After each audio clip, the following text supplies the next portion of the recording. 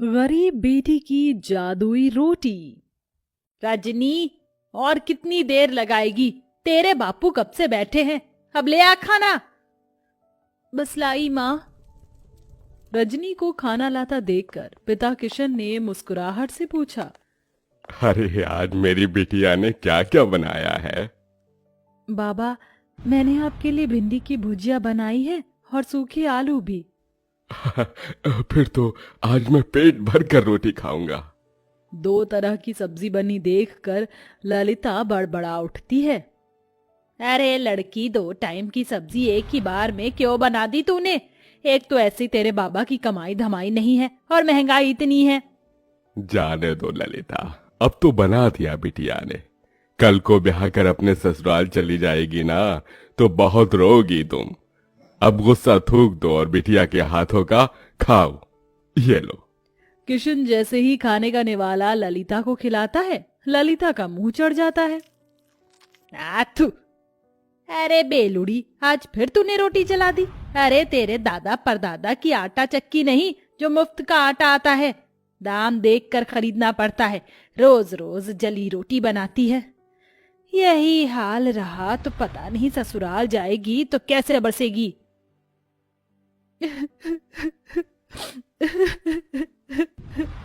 अरे बिटिया, तू रो क्यों रही है? तेरी माँ तेरे भले के लिए ही कह रही है ना। मैं क्या करूं बाबा, मैं इतनी कोशिश करती हूँ गोल रोटी बनाने की, मगर आड़ी टेढ़ी बन जाती है और जैसे जब तवे पर सेकती हूँ तो आग से जल जाती है। देख रजनी, कल तुझे देखने लड़के वाले आ रहे हैं। अच्छा खासा घर द्वार है उनका। मैं नहीं चाहती कि ये रिश्ता हमारे हाथ से जाए, समझी? अगले दिन सरस्वती अपने परिवार के साथ रजनी को देखने आती है। रजनी नजरें झुकाए हाथों में चाय नाश्ता लिए आती है। जी नमस्ते, लीजिए। भाई वाह, ये समोसे और कचौरी तो बड़ी स्वाद भरी है। ललिता जी, किसने बनाया? जी ये समोसे कचौरी सब बिटिया ने बनाया है। अरे वाह, ये तो सोने पर सुहागा हो गया। रूप की धनी तो है ही, खाना बनाने में तो हलवाई जैसा हाथ पाया है। अब तो आप शहनाई बजाने में देर मत कीजिए। मुझे अपने शुभम के लिए आपकी रजनी पसंद है। लड़के वालों के जाते ही किशन ने कहा। क्या जरूरत थी भाग्यवान उनको झूठ बोलने की, और इससे तो एक रोटी तक नहीं बनती। अगर सच बोल देती ना तो वो लोग रिश्ता तोड़कर चले जाते, और इस तरह से इसका रिश्ता कहीं नहीं लगेगा। सारी जिंदगी कुंवारी बैठी रहेगी। अगर तुम्हारे पास लाखों का दहेज देने को हो तो ढूंढ लो नौकर चाकर वाला घर। अरे शादी के बाद ससुराल जाएगी तो धीरे धीरे सीख जाएगी। थोड़े दिन में रजनी ब्याह कर ससुराल आती है, जहाँ जेठानी चंद्रलेखा हुक्म चलाते हुए बोली। देवरानी जी, तुम पहली रसोई में मटर पनीर की सब्जी, छोले और मीठे में खीर बनाना, और पूरी की जगह पर रोटी बनाना। वो क्या है ना, हम सब रोटी खाने के शौकीन हैं। ये सुनकर गरीब रजनी दुविधा में आ जाती है और जैसे तैसे पहली रसोई की रीत निभाकर सबको परोसती है। रोटी का जला हाल देखकर सरस्वती ने कहा। रजनी बहू, ये कैसी जली पकी रोटी बनाई है? भट्टी में सेक कर लाई है क्या? वही तो माँ जी, ऐसी कोयले से काली रोटी तो कुत्ता भी ना खाए। अरे मैं तो गरीब घर की ये देख कर उठा लाई थी कि गरीब की बेटी को सुखी घर परिवार मिल जाएगा। जा चंद्रलेखा बहू, तू रोटी बना ला, क्योंकि इस गरीब की बेटी की तो बस की नहीं है एक रोटी भी बनाना। और तू मेरी गरीब बहू, जा जाकर इस रोटी को बाहर फेंक दे। सास से जली कटी सुनकर रजनी रोटी लेकर बाहर चली आई। मैं इस रोटी को फेंकूंगी नहीं, क्योंकि अन्न की बर्बादी होगी। किसी जरूरतमंद को दे देती हूँ। तभी एक उम्रदार बुढ़िया उसके पास चलकर आई। बेटी, रोटी खिला दो, बहुत भूखी हूँ। ये लो अम्मा, क्षमा करना, रोटी जरा जली हुई है और मेरे पास कोई सब्जी भी नहीं। मेरी पोटली में गुड़ है, उससे खा लूंगी। बुढ़िया हबड़ हबड़ कर रोटी खाने लगती है तभी रजनी का परेशान चेहरा देखकर वो पूछती है, बेटिया तुम परेशान क्यों हो? अम्मा, मेरी लाख कोशिश करने के बाद भी मुझसे गोल और अच्छी रोटी नहीं बनती। मेरी जेठानी अच्छा खाना बनाती है, इसलिए रसोई पर एक अकेली उनका अधिकार जमा है। मेरी सास ने मुझे बहुत ताने दिए। तत्पश्चात बुढ़िया पोटली में से एक तवा उसे देकर बोली, ये लो बेटी, ये जादुई तवा है। इससे अब तुम्हारी सारी परेशानी टल जाएगी। इस तवे पर बनने वाली रोटी जादुई रोटी होगी। धन्यवाद अम्मा। रजनी बुढ़िया का दिया हुआ जादुई तवा घर लेकर आई और अपनी सास से निडर होकर कहा, माँ जी, रात की रसोई मैं पकाऊंगी। इस बार कोई भूल चूक नहीं होगी, वादा करती हूँ। लगता है सवेरे की बेइज्जती से मेरी गरीब देवरानी का मन नहीं भरा, जो फिर जली कच्ची रोटी बनाकर नाक कटवाना चाहती हैं। देवरानी जी को एक मौका दे दीजिए माँ जी। ठीक है, मगर इस बार की रोटी भी तूने जली बुरी बनाई तो मैं तुझे कतई माफ नहीं करूंगी, मेरी गरीब बहू। रजनी रसोई में लग जाती है। सब्जी तो बन गई, अब फटाफट से रोटी बनाती हूँ। रजनी जैसे ही चूल्हे पर तवा चढ़ाती, वह खरे सोने के समान चमचमाने लगता है। वह टेढ़ी मेढ़ी रोटी बेलकर तवे पर जैसे ही डालती है, रोटी जादू से एकदम गोल आकार की बन जाती है। अरे वाह, पहली बार मेरी रोटी एकदम गोल और प्यारी बनी है। ऐ मेरी जादुई रोटी, मैं चाहती हूँ कि तुम एकदम फूली बन जाओ।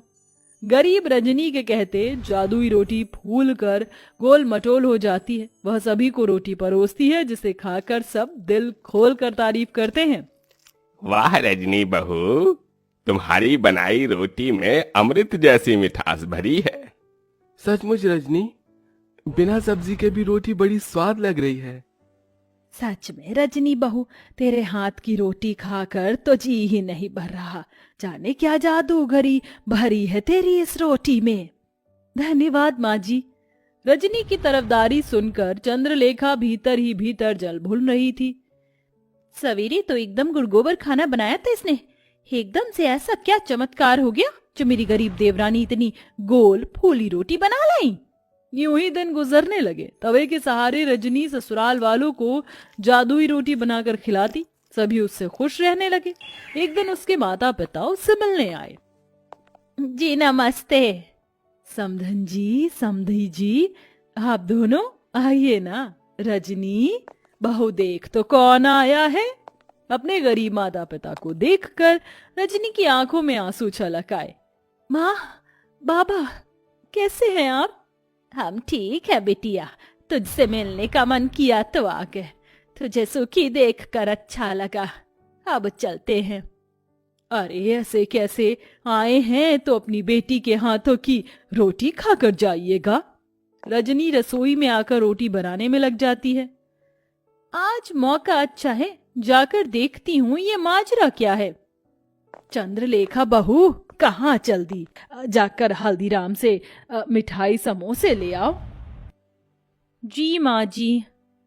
इस गरीब देवरानी की किस्मत इतनी अच्छी है, आज भी बच गई। रजनी फट से अम्मा का दिया हुआ जादुई तवा चढ़ाती है। वह चमचमा उठता है। रजनी बेली हुई रोटी तवे पर डालकर कहती है, ऐ मेरी जादुई रोटी, खूब फूलो फलो। ये कहते ही चमत्कार से जादुई रोटी तवे पर फुदक फुदक कर फूल जाती है। तभी माँ ललिता रसोई में आ जाती है। माँ, तुमने मेरी जान निकाल दी। अरे वाह रजनी, तू तो बड़ी अच्छी रोटी बनाने लगी। तभी जादुई रोटी खुद पर इतराई और कहा, वो तो बनी ही थी, हम जादुई रोटी जो है। ये रोटी बोल रही है? हाँ माँ, क्योंकि ये सब जादुई अनोखी रोटी है। रजनी अपनी माँ को बूढ़ी अम्मा के बारे में सब बताती है, जिसे रसोई के बाहर कान लगाए खड़ी उसकी जेठानी चंद्रलेखा सुन लेती है। अच्छा जी, मेरी गरीब देवरानी की बनाई रोटी जादुई है, अब तो इसका पर्दाफाश मैं करूंगी। हाँ। चंद्रलेखा एक आदमी को पैसे देती, जो भिखारी का भेष धरे उसके दरवाजे पर आता है। बहन, 2 रोटी खिला दो, भूख लगी है, दया करो। रजनी को उस पर दया आ जाती है। ठीक है भैया, जरा देर ठहरो, मैं रोटी लाती हूँ। रजनी रसोई में आकर रोटी बनाती है। जल्दी जल्दी से रोटी बेलकर तवे पर डालती हूँ। वो बेचारा भिखारी कितना भूखा था। चलो मेरे प्यारे तवे, जल्दी से मुझे जादुई रोटी बनाकर दे दो। इतने में चंद्रलेखा सरस्वती को लेकर रसोई में आ जाती है, जहाँ बेलन खुद ही चल रहा था और जादुई रोटी अपने आप ही बन रही थी। देखा सासू माँ, मेरी ये गरीब देवरानी जादूगरी जानती है। पता नहीं क्या टोना टोटका कर रही है, जो रोटी खुद ही बन रही है।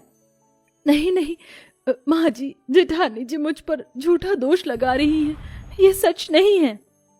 अरे मैं जो आंखों देखी देखूंगी उसे ही तो सच मानूंगी ना। रजनी बहू, तू डायन तो नहीं? नहीं माँ जी। अपनी सच्चाई का सबूत देते हुए रजनी जादुई रोटी और तवे के बारे में सब बता देती है, जिससे दूध का दूध पानी का पानी हो जाता है। इसके साथ तवे का जादू भी चला जाता है। चंद्रलेखा बहू, तुमने जलन और बैर में रजनी बहू को गलत दिखाया, और रजनी बहू तो क्या हुआ जो इस तवे का जादू चला गया। अब तुम्हें रोटी बनाना तुम्हारी सास सिखाएगी। माँ जी। रजनी रोते हुए अपनी सास के गले लग जाती है और बड़े चाव से ना केवल रोटी बनाना बल्कि सब कुछ बनाना सीख लेती है।